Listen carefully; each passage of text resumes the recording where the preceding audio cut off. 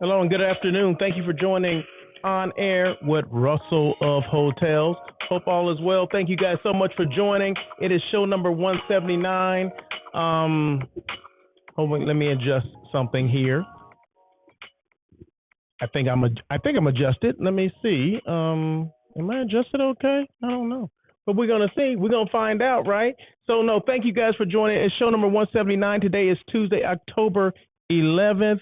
Dylan said I missed your live for today. No, that's okay, Dylan. You're here now, so that's all that matters, right? Doesn't matter what you missed earlier, is that you're here today. But thank you guys so much for joining On Air with Russell of Hotels. This is show number 179. Today is Tuesday, October 11th. And of course, it's Taco Tuesday somewhere, but we'll talk about that stuff later. I'm not sure what I'm preparing today, but you best believe it'll be non-meat eats, okay? So, but I want to thank real quick the listeners, meaning the podcast listeners. Okay, so as I'm doing this show, of course it's live, not just on YouTube, but it's live on LinkedIn, and at the same time, a podcast is being created. Okay, believe it or not, as I'm speaking, I'm recording, and once this is over, I will download it or upload it to the podcast platform. So I do appreciate the podcast listeners for tuning in as well. Thank you so much.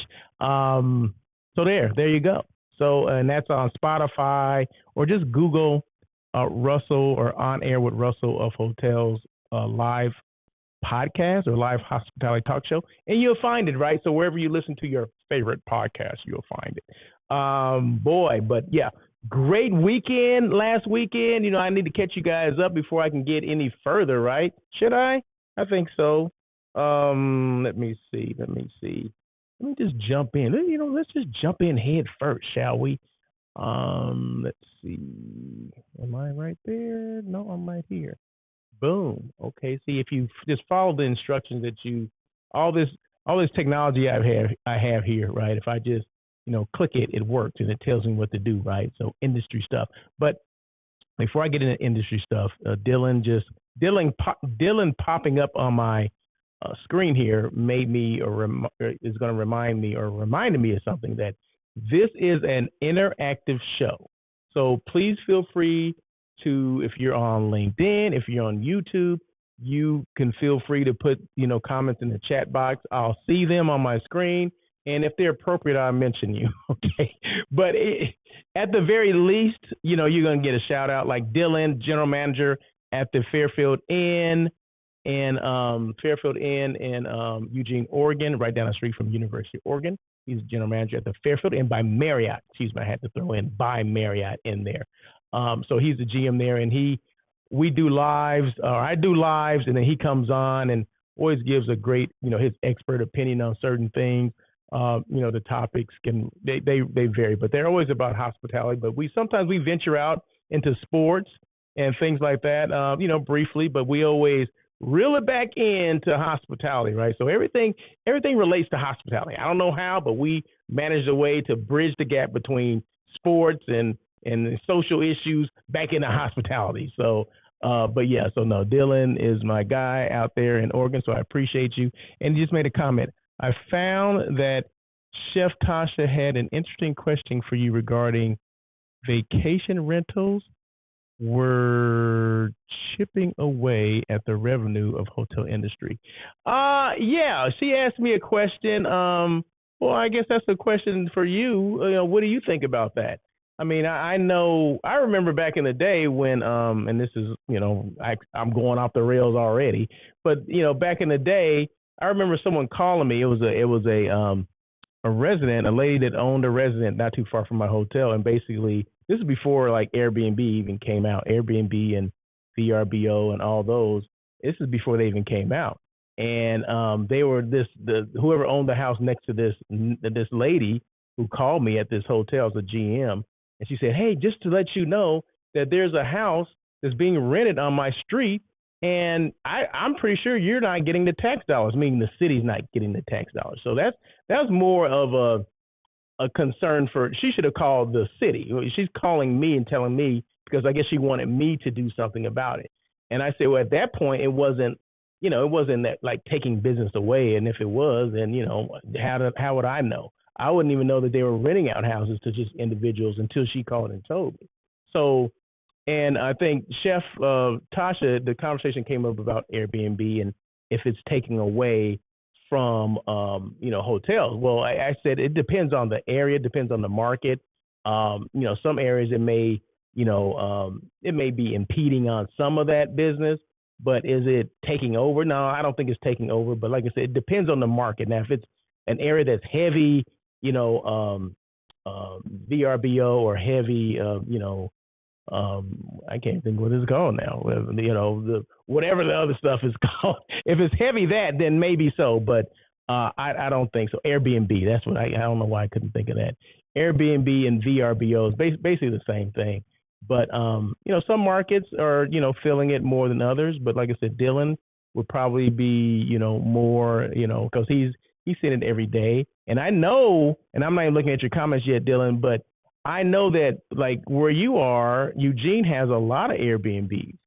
So so I'm not sure if that's impeding on your business or not. But he said one thing that is important is also to remember that you have a more catered experience in hotels and a more do-it-yourself experience in vacation rentals. Okay, there you go. That's a good point right there. See, and it just depends on what you're looking for. So are you looking for a hotel? Or are you looking for space and to cook your own food and prepare this and prepare that? It just depends because I've done because of cost and because of the number of people that were going. When my daughter graduated at ASU, which is near Scottsdale, we ended up renting a home in Scottsdale because we had about 7 people that were going to be staying, right? So it would have been more expensive to get 7 rooms. So what we did was just got, a house with, I think, 6 bedrooms. And I think most of the rooms slept, 2 to 4 people. So it made sense for us to do that. And yeah, we were prepared to buy groceries and prepare the food ourselves, which we did. But that didn't stop us from going out as well. So it just depends on exactly what you're looking for. And Scottsdale is one of those areas that has a lot of Airbnbs as well. But is it taking away business from the hotel? It just depends. It just depends on what the guest is looking for. And that just tells you that hotels need to do a better job. Because I'm pro hotel and, I'm not a big Airbnb or VRBO fan because I have my other reasons for that. But for whatever, for that particular situation that when my daughter graduated, it came in handy at that time. So it was a more cost effective measure. So we took that route because like I said, we had people coming out of town. And like I said, we're not going to buy, or rent or, utilize, 6, 5 to 7 hotel rooms. You know what I mean? So it just made more sense to have everybody under one roof. Yeah, we had to prepare food and all that kind of stuff, but it had a pool, had a jacuzzi. It had a game room that had pool tables and things like that. So, and you didn't have to compete with everyone else. Meaning, if it was in a hotel setting, you would have to compete. So, just think about all that. See what that particular, put them side by side. Cost, and what you're getting for that cost or for that rental. So yeah. So anyway, I didn't know I was going to jump into that, but we did. So thank you so much. I appreciate that. Lauren Brown, happy to listen in today. Okay, very good, Lauren Brown. Lauren Brown, she travels all over the place. She's all about reimagining hospitality. Okay, so we always appreciate when Miss Lauren Brown tunes in. She was just in, I can't remember. She's been in San Diego. She's been up north. She was just in, I can't think of which, I'm sure she'll chime in and let me know where she just was. You need to follow her on Instagram. Okay, follow her on IG. She does some amazing videos. She was in Chicago, Chi-Town. She's in Chicago. That's right. She was there getting some Garrett's popcorn and she was eating, what else they have in Chicago? Chicago hot dogs and all that stuff. She was doing that. She was over there doing the most. But no, she was there for a conference. And I believe that was Miss God, I'm just losing my mind today. Gosh. What's my girl's name? I mean I talk about her every show. right? And I can't even think of her name. But anyway, I'll get to it. Davon Reeves, yeah, she was there doing her conference. So yeah, Miss Davon Reeves. I'm gonna talk about her in a minute though. But anyway, but industry stuff. Now, as you guys know, maybe you don't know, I was away for the weekend. I was in my hometown of Blythe, California. PVHS, that stands for Palo Verde High School, right? So it was class reunion, homecoming, all that kind of stuff. Future hotel owner tour. Okay, that's why she was there. Okay, so, but I'm gonna get into talking about Miss Davon Reeves in a couple minutes. But anyway, so I was in Blythe, my hometown, for homecoming, and homecoming is it's a big to do, right? It's a whole community thing. And it was interesting to encounter some people.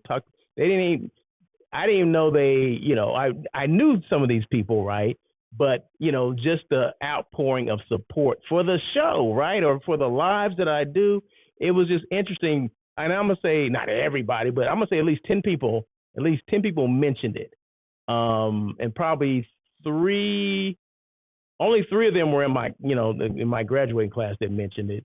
But the other, seven were just random classes that, I knew who they were, but I had no idea that they were, fans of the show or listened to the show. So basically, I thank them. I thank you for your support, that kind of thing. But it was just interesting that, people do listen. If you put things out, people will listen to it. So I always say people that are like on the fence about doing things like that, and you don't think people will listen, you don't know who this stuff reaches and who it impacts. And I did a quick impromptu live in Blythe at the hotel I was staying in. I was staying at the Holiday Inn Express in Blythe, which is the newest hotel in Blythe, right? So always stick with the newest one, right? Go to the newest one. Don't go to the older one. Go to the new hotel. Okay, so I stayed at the new hotel, and just so happened a classmate of mine, her name is Mary, happened to be walking by, right? So I stopped her and had her come on the line with me, and she was like this a natural, right? So and we got to talking about travel because she travels a lot. Been to Europe so many times she can't even count. And there's another classmate that happened to be on the live that wasn't able to attend the homecoming. And she was talking about going to Italy or whatever, but afraid to go, that kind of thing. And Mary, who had been to Italy several times, was basically telling about the experience because she had did a road trip with her kids and her husband, like several week road trip through from one end of Italy to the other. And Tina, who the person that was listening, was, she was intrigued by all that because she had been on the fence about going and traveling. But now that she sees that Mary has done it, now it's enticing her to do it, to take that leap, to do it. So you never know. I said that to say this. You never know who's listening to your podcast, or your shows or your lives or reading your posts. You never know who you're going to reach, right? So continue to do what you do. If you're on the fence about doing it, do it, okay? Because people have a lot to share. They don't think they have a lot to share, but if you're, like I said, if you're on the fence about thinking about it, that means you have some stuff to share, and you need to do it. So my advice, just jump in and do it head first, okay? Whatever happens after that, right? So, but no, I'm being funny about it, but yeah, that's what I did. I jumped in and to do it because I was on someone else's show. So that inspired me. Craig Sullivan, thank you so much, Craig Sullivan, and he inspired me to do it because I was a guest on his show, and I was like, wow, this would be kind of cool. This would be something that could take my brand to another level or whatever. It wasn't, I wasn't thinking about all that. I didn't think it would come to all this that has come along with it, but I knew I had something to say. I know that all the experience that I had, someone needed to hear something, okay? It's going to resonate with somebody. So that's what I did, right? So, okay, so there you go. So let me just read a couple of these comments. Proud of you for helping out, Lonnie. Thanks for the good soul. Wait a minute. Did I miss another comment? Hold on one second. I may have missed. Comments are coming in fast and furious. Okay. Dylan, this was from Dylan. I strongly believe Lauren Brown will be a hotel owner. She's very focused. Yep, I believe that too. Dylan also says, proud of you for helping out Lonnie. Thanks for being the good soul you are. And then Lonnie says, Lauren made sure to sign up for hotel ownership with Davon Reeves tonight, 7 p.m. with Platinum Holdings. Very good. Hey, Dylan, I'm signed up for the newsletter, LOL. Russell, you're right. You never know who's listening. Yes. Yes, yes, yes. So just in case you guys just jumped on here, any comments that come up, I'm reading those comments, okay? So, and I'm giving those people, their props for being on the show, because I do appreciate that they come on. So if that prolongs the show, oh well. So it is what it is. So I was invited to speak at a class of ninth graders because someone saw a guest on Don't Look Under the Bed podcast last year. See, there you go. See, so Lauren is doing her thing, right? And Lauren and I have conversations, okay? We don't just meet on these things where she's making comments. No, we have conversations every now and then. In fact, we'll probably do another one, right? And it always comes back to no matter what we're talking about, it's all about hospitality. It comes back to hospitality and things that we both should be doing to get our name out, because this is the thing, not necessarily just get our name out, but it's about the reaching people that don't know hospitality exists, and it is a viable career choice, right? Because what I don't see, or I see a lack of what am I trying to say? A lack of outreach, outreach from professionals, from hotel companies. And correct me if I'm wrong, maybe hotel companies are doing outreach. I don't know. I don't see it though. And I just had a conversation with a good friend of mine. We went to college together, and we talked about the lack of outreach from our alma mater, okay? Because the same amount of people that were in the program when I was in there 25, 30 years ago is still the amount of people now.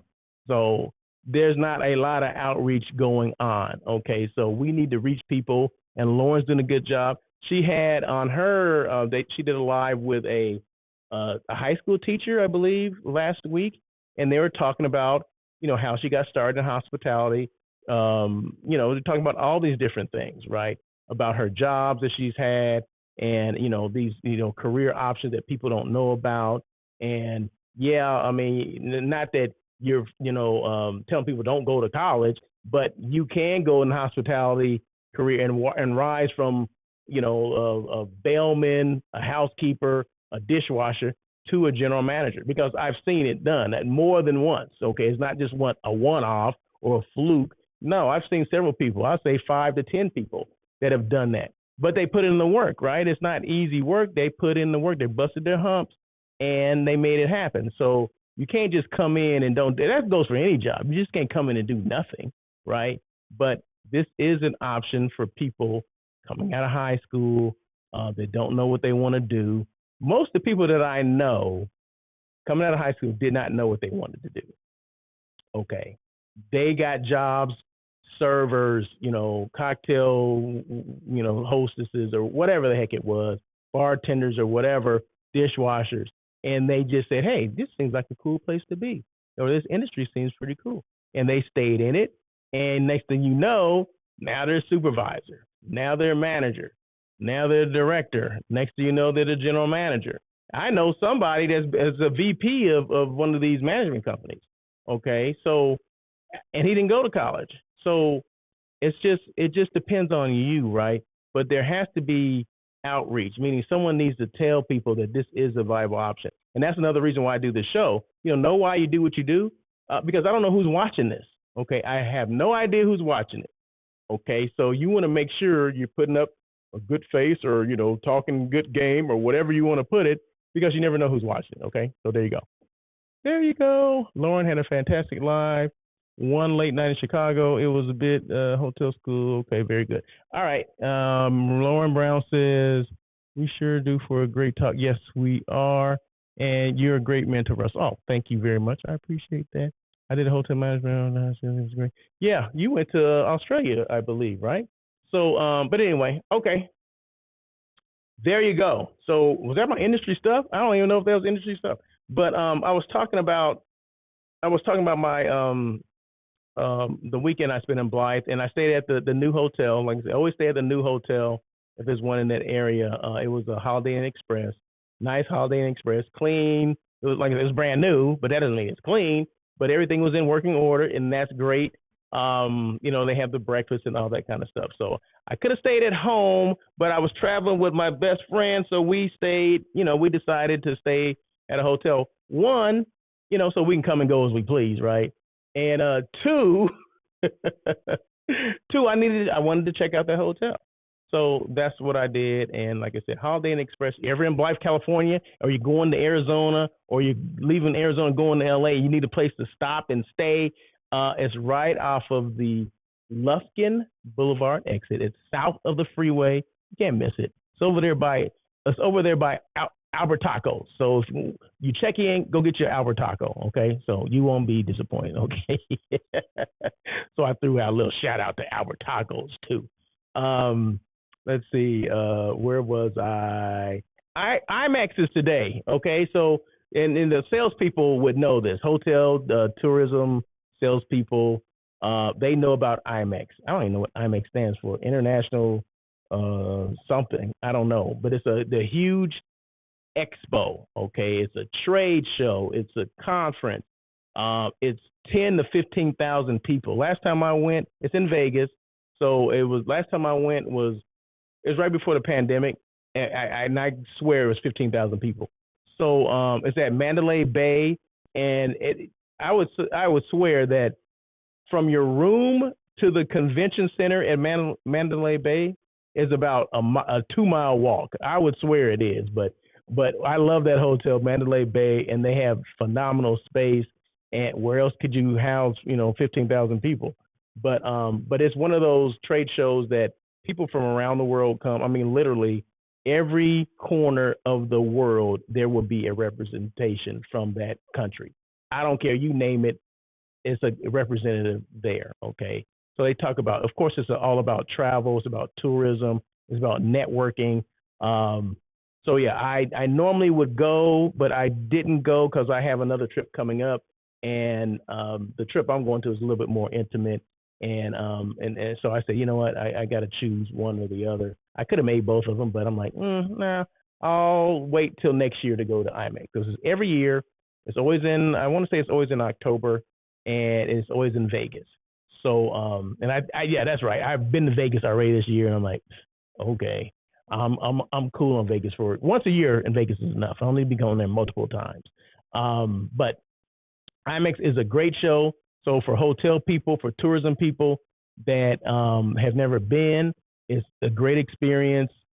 You set up appointments, and I think you get longer on the appointments at IMEX. I want to say it's like 30 minutes per appointment, opposed to some of these other shows where it's 6 minutes to 10 minutes, per appointment. So you actually have time to sit down, relax, and get to know the person that you're talking to across the table or the couch or whatever you're sitting on, because it's a lot more relaxed setting. And you're talking about the food. They have food, they have drinks on the floor, they have every single thing. They're doing workshops and, like I said, networking events. You get invited to dinners and breakfasts. In fact, I got invited. They didn't know I was from Atlantis Hotel in Bahamas. They didn't know I was coming. So my contact there, he reached out to me and said, hey, you coming? Because on Wednesday we're doing a dinner. We'd like to invite you. So you get a lot of these invitations from, these destinations. And it's just a great show. And you meet so many people. A lot of contacts that I know now are because of people that I came across in IMEX. And if you're doing international business, like I plan things international. So I actually should be there. Now that I think about it, dang it, I should be there, right? Because right now I have a group in Italy. Okay, and that's another story. I just let me share this with you. So I have a group in Italy right now. So they did Italy one day, and then they did a trip to Greece. Okay, they're going to do like a 7-day, I think it's at least 7-day trip to Greece, and then they come back. So I had to do they started in Miami. Okay, so they did a little pre-trip party or celebration in Miami. So they're in Miami for 3 days. Okay, flew from Miami to JFK, from JFK to Rome. Okay, so I did the rooms. It's a group of 50 people, right? So 50, well, more than 50. So 50 rooms, right? 50 rooms in well, where is it? 50 rooms in Miami, and then when they went to Rome, I think it went down. It went down to maybe 25 rooms or something like that. So 25 rooms in Rome, and then those same 25 rooms are going on the cruise to Greece. 7 days later, they come back. So I had to do the pre and the post room, right, and the transportation. So I get a text at what time was it? Sunday. Yeah, it was Sunday. Okay. So I get a text Sunday afternoon. Okay. As I'm coming back from Blythe to LA, get a text from my client saying, hey, you may have to cancel these rooms in Rome because our flight has been delayed. Okay. You know, the flight from Miami to JFK has been delayed. I said, okay, so you may have to cancel the transportation and the hotel room because we may not be able to make it. We may get there in time just to go to the cruise, right, to the ship. So I said, so I called her. Texting is good, but sometimes you just gotta talk to people, see where their head is, right? And you can only do that from the phone, right, from talking to someone. So she said, I said, okay, wait a minute. I said, what's going on? Okay, the flight's been delayed. I said, okay, hey, do you know what's going on the other end? What's going on at JFK? Do you know that your plane has been delayed there as well or not? Well, we won't know until we get to JFK. I said, okay, I'm not going to cancel anything until you get to JFK and let me know what's going on there. She said, okay, that makes sense. Okay, so hang up the phone. She gets to JFK. Everything's fine. The flight is going to leave and we got there on time and all this kind of stuff. See, so don't jump to conclusions. Don't just, oh my God, sky is falling. Let me call this hotel. Because if I had called and canceled that hotel, then there's no way. If they probably would have booked those rooms to someone else, right? They would have canceled, sold those rooms to someone else, and then I probably never would have got those rooms back. So you want to make sure you know. So, because sometimes, although planes have been delayed, sometimes they can make up the time, right? Sometimes they can. Are they going with the jet stream or not? It just depends, right? So, so they were able to make the flight. They got to Rome, okay. Now I get another page, or I get a text that, where's our transportation? Our transportation is not here. What do you mean? And this was at 2 a.m. Okay, so this is 2 a.m. I said, what do you mean the transportation's not there? Well, it's not here. We're standing here. I said, well, where are you standing? Well, we're over here. I said, okay. Do you remember I asked you to take all all our correspondence and all those things with you, just in case something like this occurred? Well, when a client is, kind of frustrated, because, like I said, there's 50 people with her, so I can just imagine the other 50 people saying stuff too, right? So you can be somewhat frazzled, right? So I said, okay, I'll email the transportation company, see what's going on, because she said she called the transportation company and the person that she had as a contact was no longer there, which can happen, right? But if you have all your correspondence, you can send that stuff to them. But I didn't put that on her. I said, hey, hold on one second. Let me email them. So I emailed them, and they responded back. Is she at the designated pickup place? Which she was not. So I sent her a picture, a photo that they had sent me months ago, which I sent her a copy as well. And that's another thing. Always make sure you copy your client on the correspondence. So any emails that you're sending out or any that you're receiving from the hotel or tourism or transportation, that you are copying your client on it. Always be transparent. Don't hide things from the client, okay?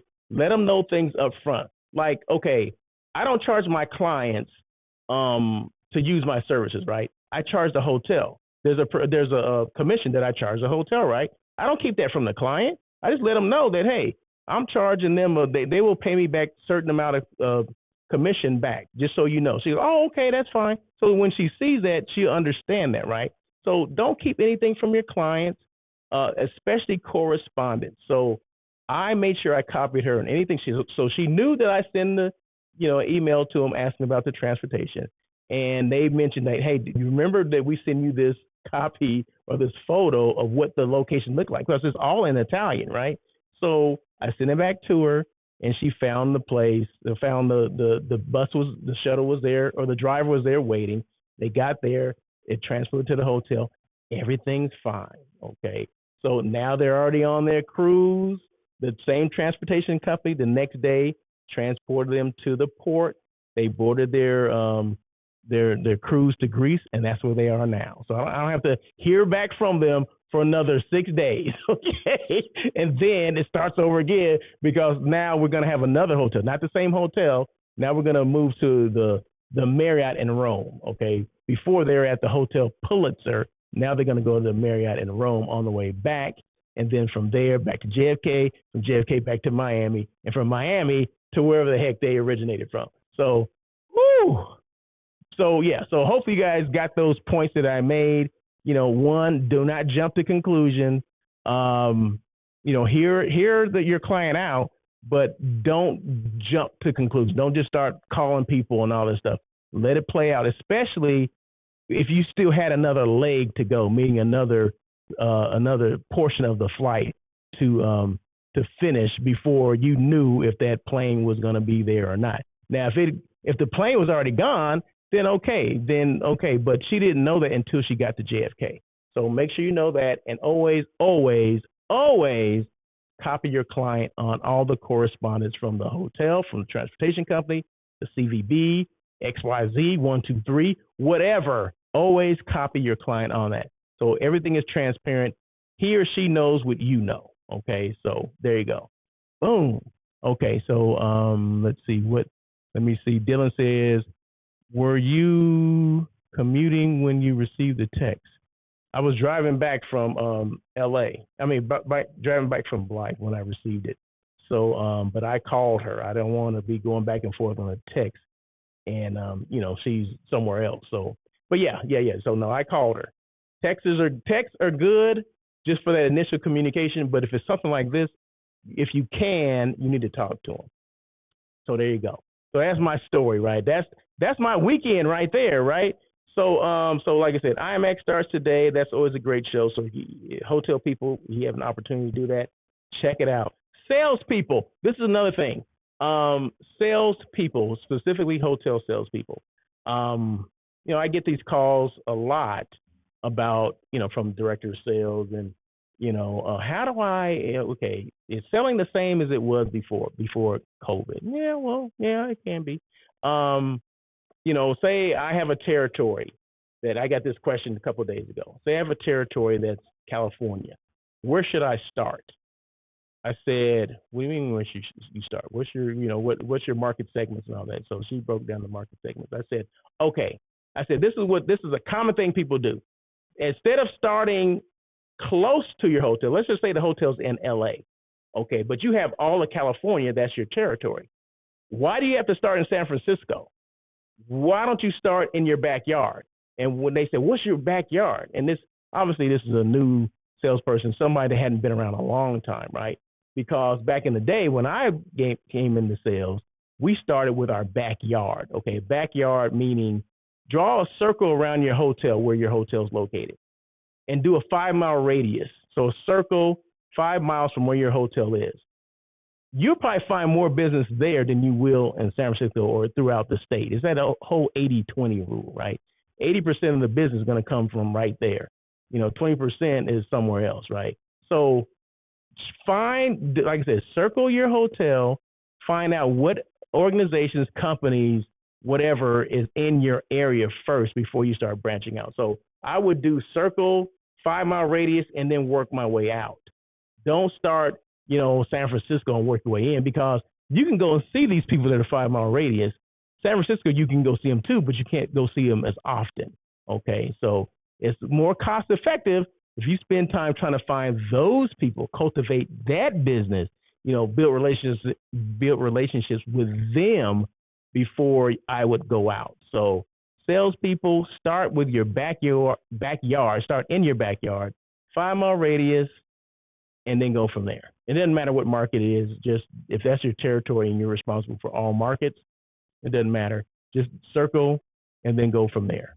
That would be my advice. And I gave that advice to someone the other day, and they're like, oh, I never thought about that. Well, yeah, that's why you called me. Okay, so there you go. Boom. So anyway, I'm just being silly. Okay, but no, I did tell her that. So yeah, start in your backyard. Always start in your backyard. Um, and I'm looking for hotels to give this Russell of hotels, right? That's what I'm looking for, right? I'm looking for a national company like Marriott to offer this Russell of hotels, right? Okay, so throw that out there to people. LinkedIn user says, read the reader boards on the comp set and steal the business. Who said that? Wait a minute. Where is that at? I need to see who that is. That is a good one. Let me see. Do I see that one? See, on my I just see that being a LinkedIn user. See, I need to hold on one second. Hold on, because I need to see who that is, and before I address this, what this person just said. Because yeah, that is that is true. Okay, that was back in the day. We used to have a reader board service, so you can go to different hotels and see what groups they had in house. So you go in the hotel, you see the lobby, and it tells you where the meeting space is. It tells you who's meeting in certain hotels, right?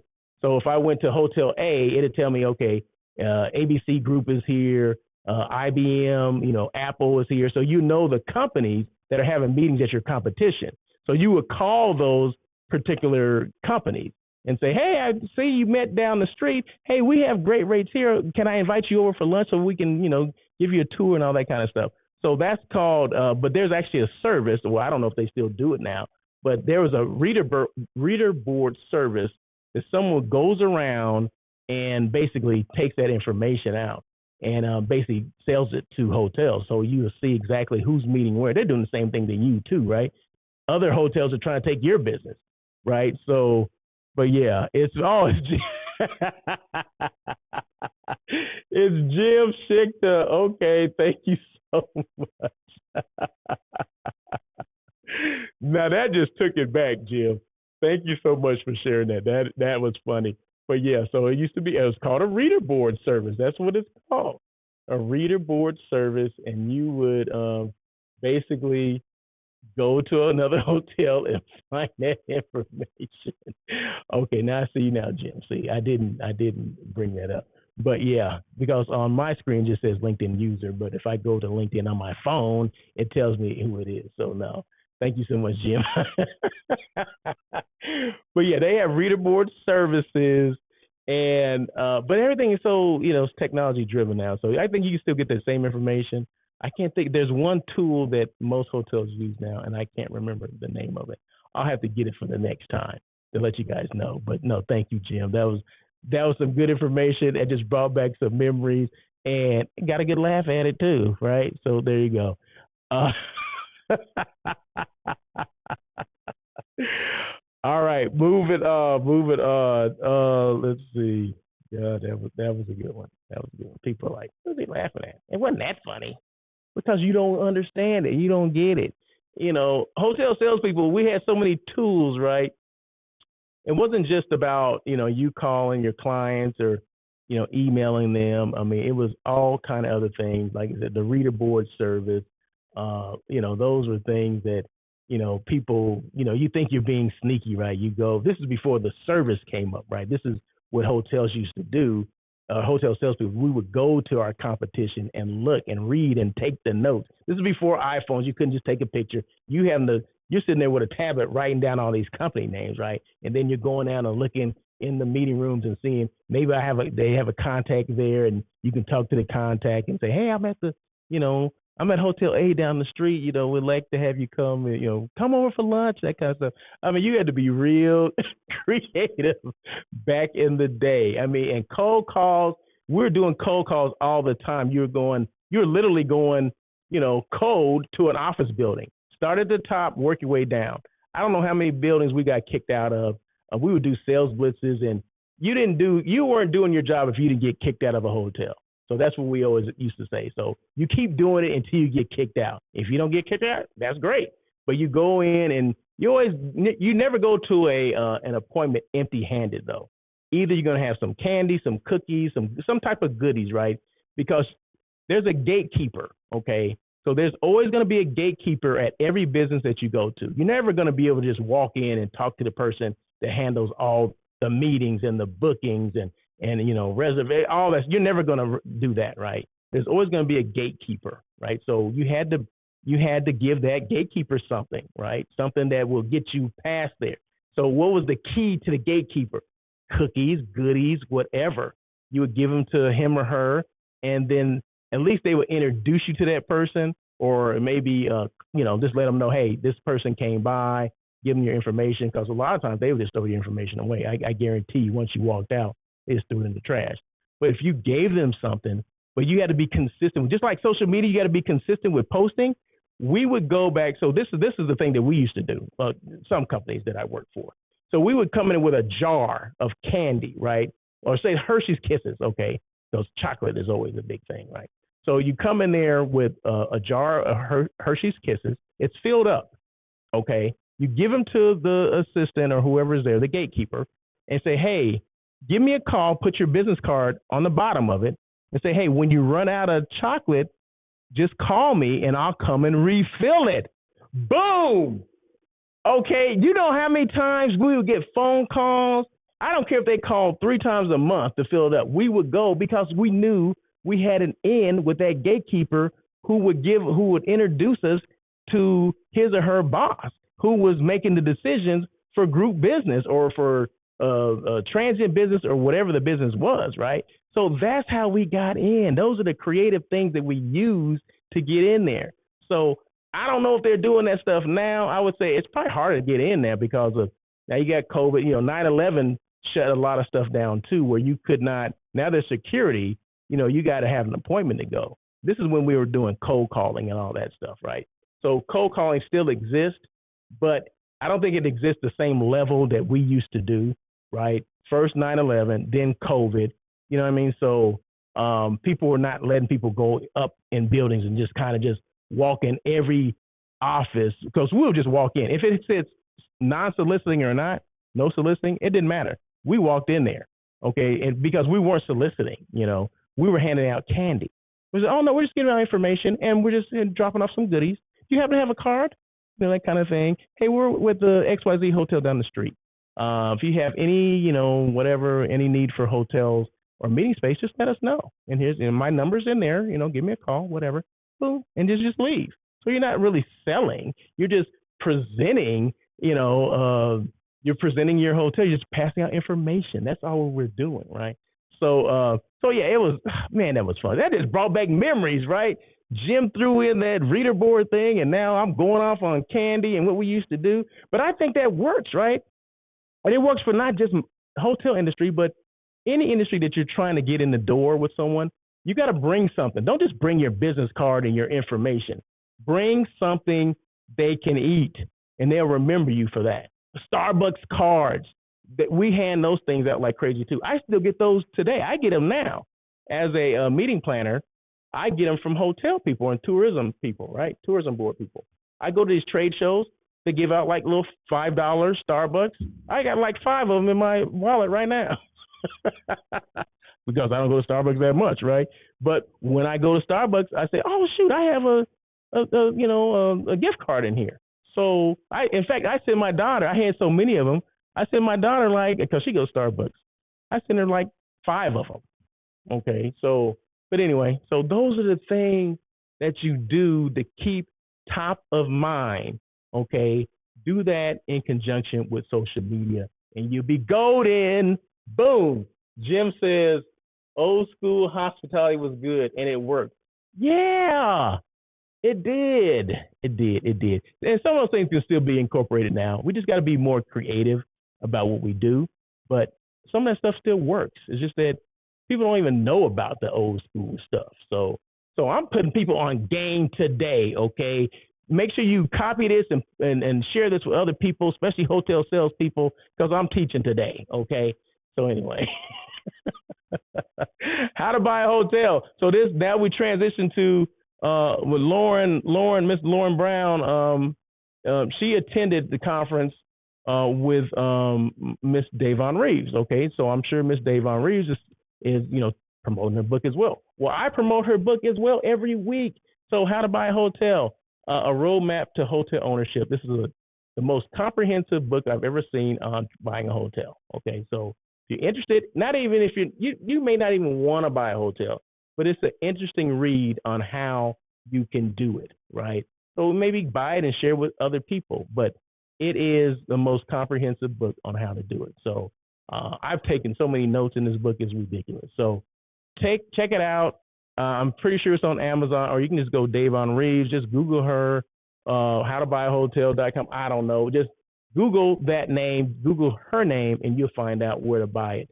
But yeah, I think anyone that's interested, any investor or whatever, it teaches you how to do that. So location is important. The brand is important.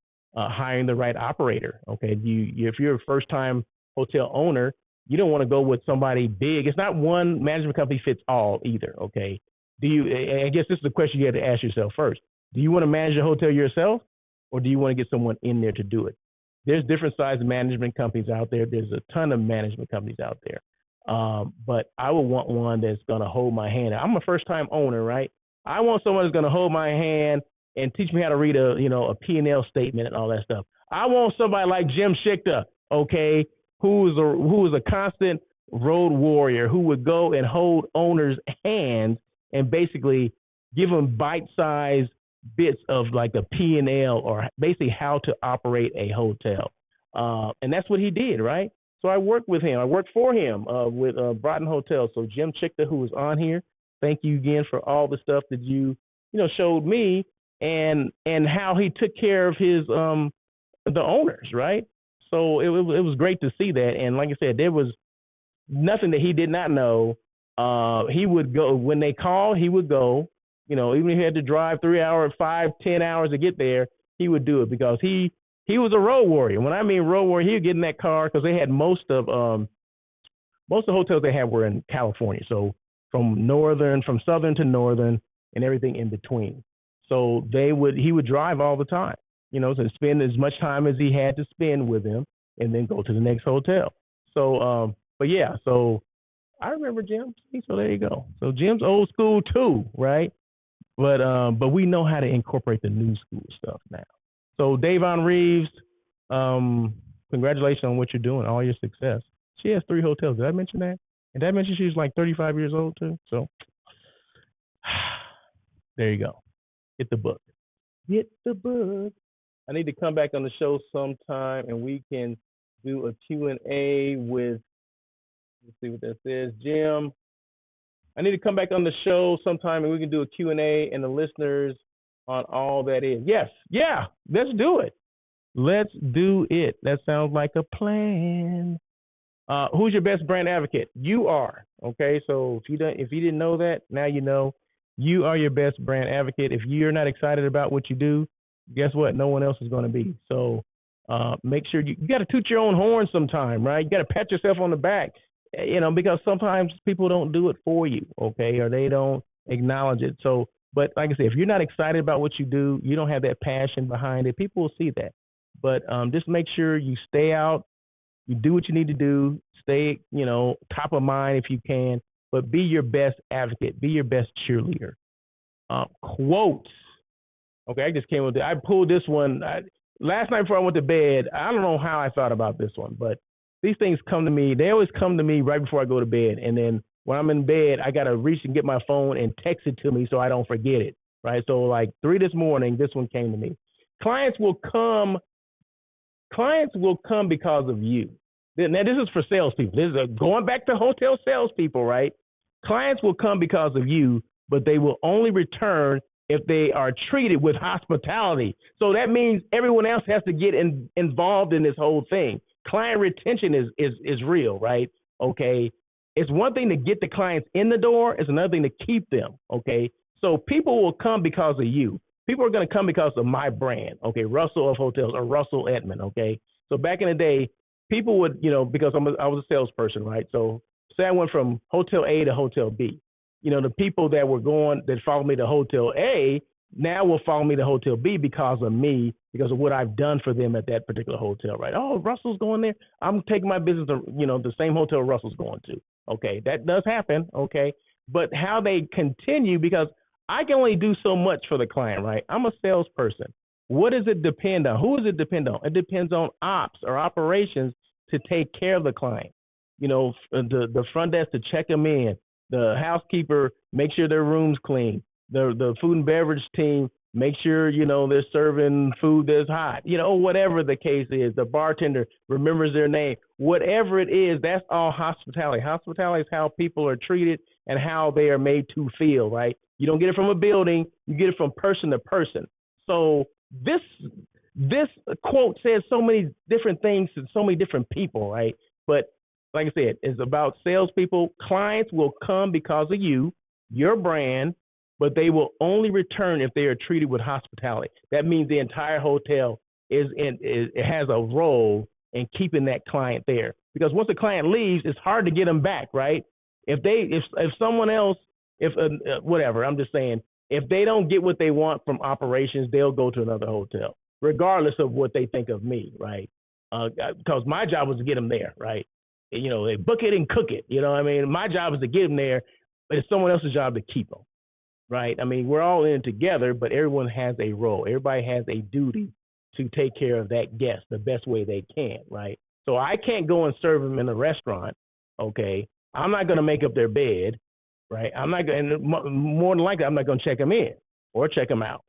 Or if they have an issue with engineering issue with their AC, I'm not going to be on the roof fixing their AC, right? So it all depends on the entire hotel to keep those people coming. Once they leave, now I got to go back, and now I got to spend so much money trying to get them back. And sometimes they don't come back. They say, Russell, we love you, but, you know, I went there the last time, and my CEO, you know, their CEO, it didn't like it, okay? Because it's not always about the meeting planner, the one that planned it.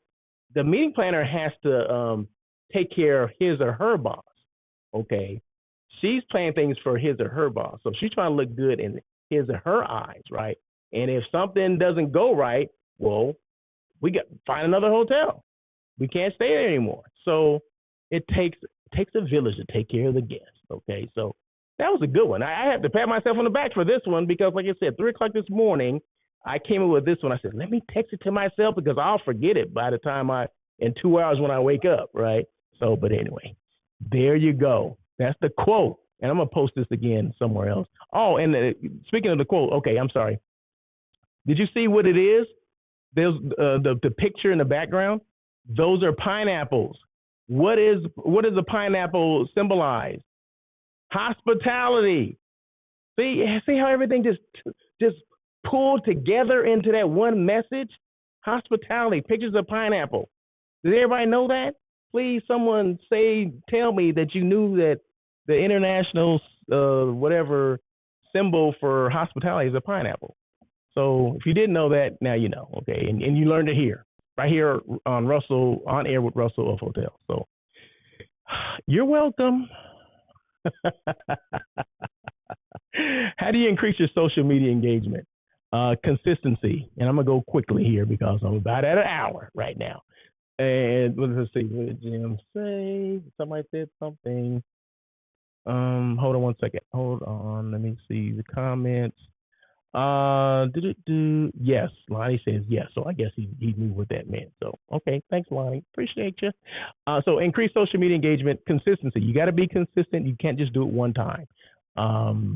So you can't do it one time. That's it. Be consistent. Because if you see this show, I've done 179 shows.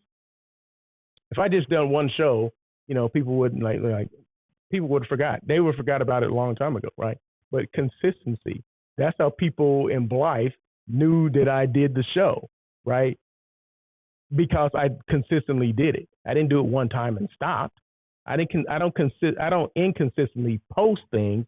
I post on a daily, sometimes twice, three times a day. I did a live earlier, right? I do a live every single Monday through Friday. Every day, Monday through Friday, I do a live, okay? That's consistency. Value, make sure you're adding some value to someone. Make sure someone, it resonates with someone, whatever that is. And if you don't get enough likes and views, that means you're doing something wrong and you need to evaluate what you're doing. So that's how that works. And be authentic. Be you. Okay. So whatever the postings are, you know, don't copy someone else's stuff. Don't plagiarize someone else's stuff. Come up with some original content that you can come up with that resonates with you. That that's authentic to you. You know, just like the lives have to be authentic to who you are, right? Like this show is authentic to me. Me being silly and being, you know, overly dramatic. That's me, right? That's me being authentic, right? Now, if I just came here and just like, oh well, you know, thanks. Yeah, consistency, value, and authentic. Does that sound like no? You got to do all this because that's what I do, right? But if that's how you are, if you're that reserved, then that's how you are, right? You don't want to be something that you're not, and that's what sometimes people on social media will be somebody else. Okay, the same person that you are on social media is the same person you should be. Okay, away from social media, right? So if I talk loud at home, well, I should be talking loud on social media. And guess what? I do. Or laughing at whatever. I laugh. I ain't gonna tell you. I laugh at almost anything. You know, come on. I know when not to laugh, but yeah, if I see a pen like this, I just what?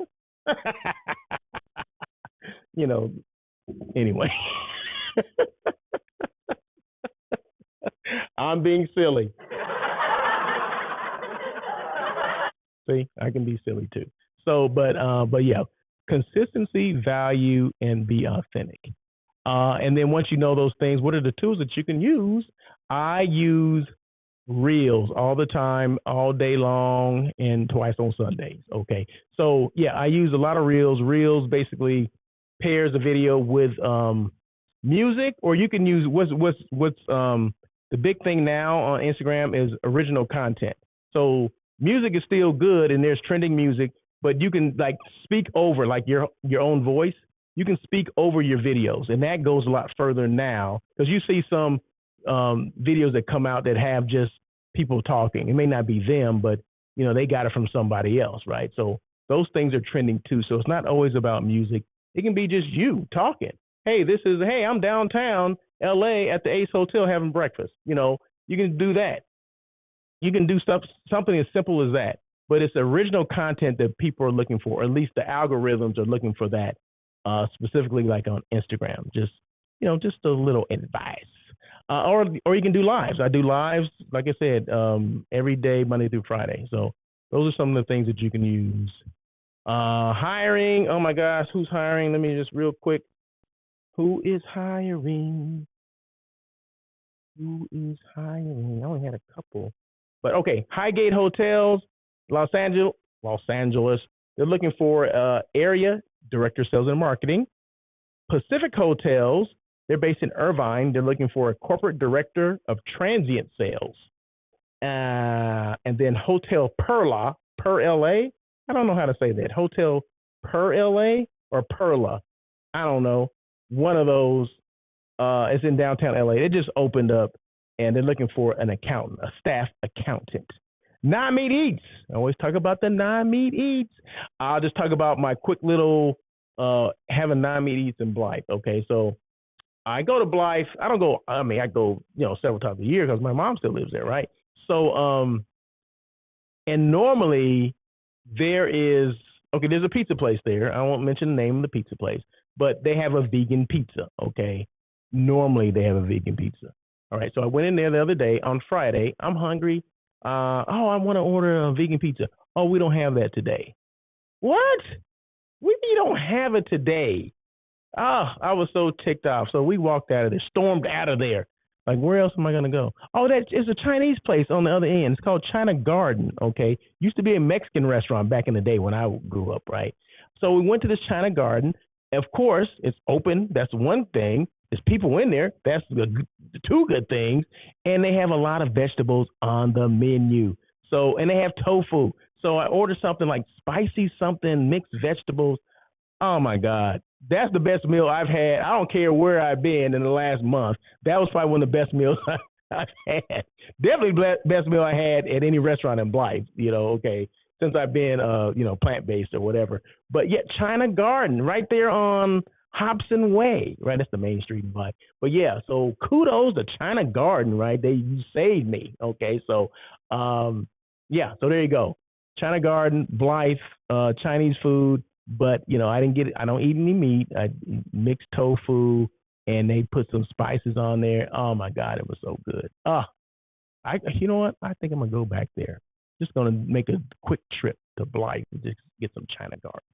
That was a joke. Okay. What am I? Who am I? People always ask, what do you do, dude? I'm a hospitality personality. Of course, you got to be a personality to have a show, right? You got to be something, right? So just like people like, oh, I'm an on-air personality. Well, I'm a hospitality personality. So that's where I came with. I pulled that out of somewhere and said, you know what? I'm more of a hospitality personality than anything. I just happen to have a lot of experience with doing a lot of hotels, 14 different hotels, in 25, 30 years. Okay, so I'm able to let people know about different things. I talked about the sales things earlier. And you can apply those to these days. It's just that you got to be a little different. But if you have any questions, please feel free to reach out to me, and I'm gonna give you my contact information at the end of the show. I'm a hospitality content creator. Right now, I'm creating content, right? Content is whatever you put out, right? Anything you post, that's content. Okay, so, but what is it? Substance? Is it substantial content? I don't know. You determine that, right? Or the people will determine if it is. If no one likes it, then it's not substantial. Go back to the drawing board, do something else. So I do this, call myself a hospitality content creator because that's the industry that I'm in. Those are the people I help the most. But I can help any industry, okay? So don't get caught up. Just content creator, that's what I do. But, of course, for this show, because I'm all about hospitality too. Hotel site selection specialist. I just mentioned a little while ago the scenario that my group that's in Italy right now or in Greece now on a cruise. I mean, I did everything for them other than I didn't do the cruise, but I did the hotels and transportation. I don't do the airline either. So hotels, transportation, I will do.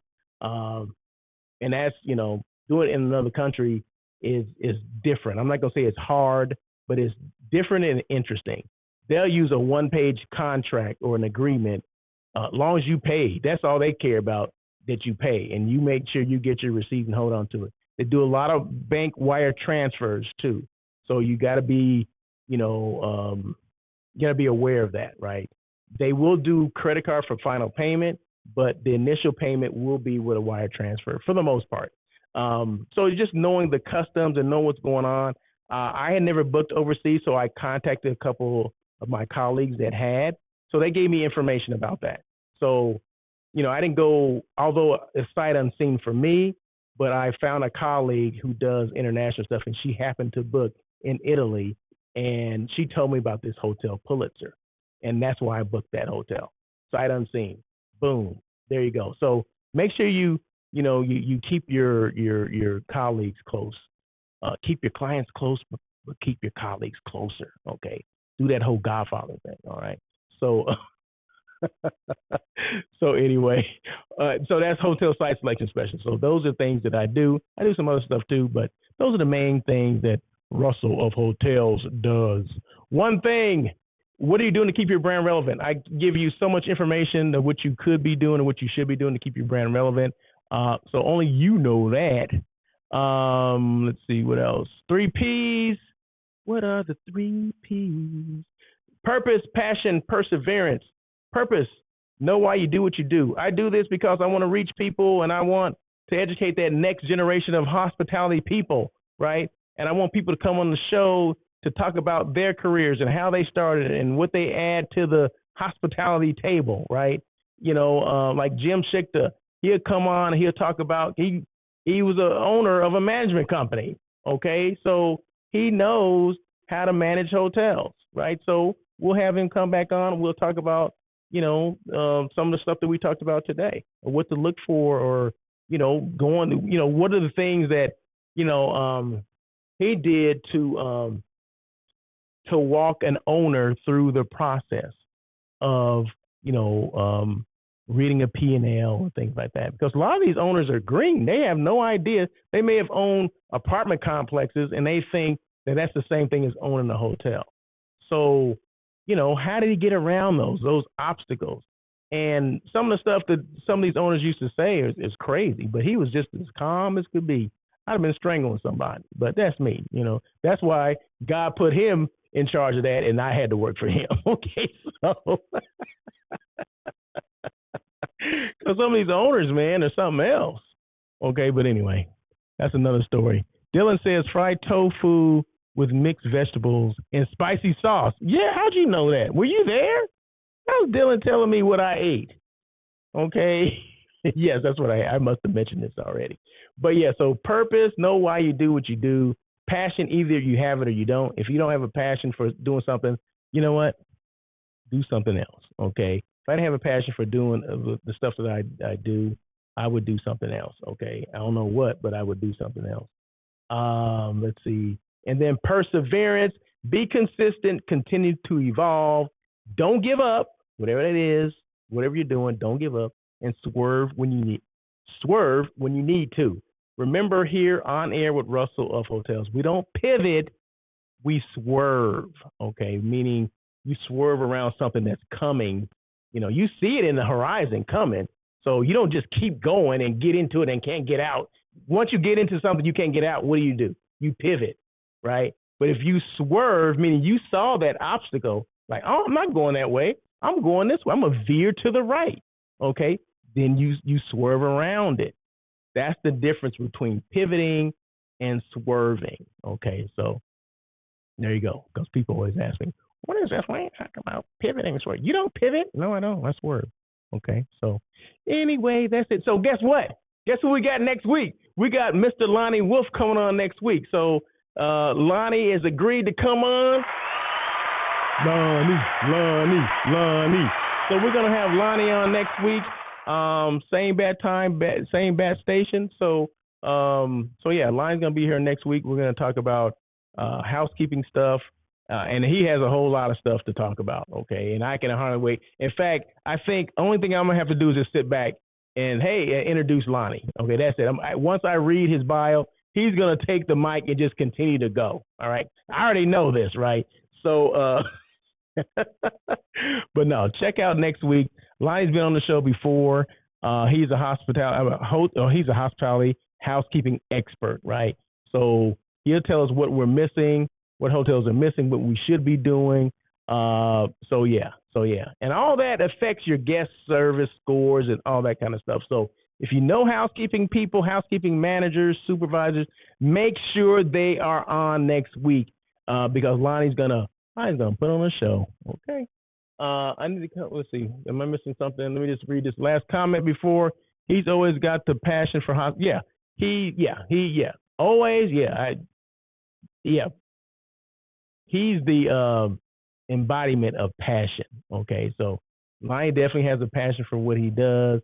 We respect him for that and appreciate what he does and all the knowledge that he has amassed. So the show, he said, the show will be lit big time. He's talking about it's going to be on fire. Okay, it's going to be going like a house of fire. So, but anyway, you guys need to make sure you're there next week. So thank you so much for joining On Air with Russell of Hotels.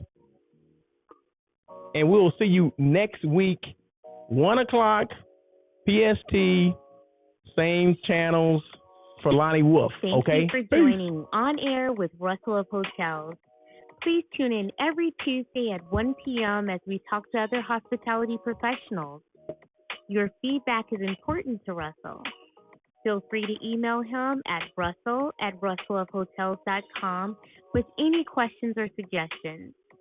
Until next time, try not to be a person of success. Rather, become a person of great value.